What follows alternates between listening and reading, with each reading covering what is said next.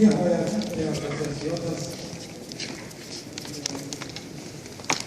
قریب در طول 16-17 سال شب روز فقط در خدمت وطن برای تیکه آموزش ما وزارت کارهای داخلی پیغمبر گرفتن با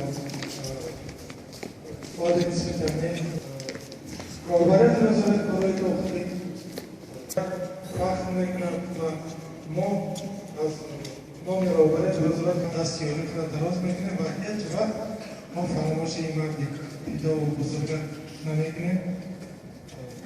بنابراین أيكم أحسن عملا.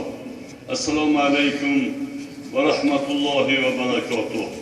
محترم جماعت می‌فرماید استعیذ بالله كل نفس ذائقة الموت ثم إلينا ترجعون. صدق الله. در سن 54 سالگی از دار فنا و دار بقا رحلت نموده بوده است. دعا کنیم که پروردگار را عاقبت کار شب به خیر بیارد. ربنا آتنا فی الدنیا حسنة و فی الآخرة حسنة و قنا عذاب النار. خدا مغفرت کنه. برادران، هیچ کس در دنیا با ما نباشد خوب وگرنه پروردگار عالم در سایه رحمت خودش گیرد.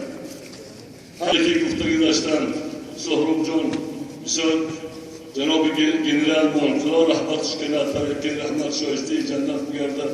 بسیار کارهای خوب، خدمت‌های شایان خوب در جمهوری مان حصه خودشان گذاشته آمده بودند تا به همین روزه. اما هر کس به وقت خودش برود.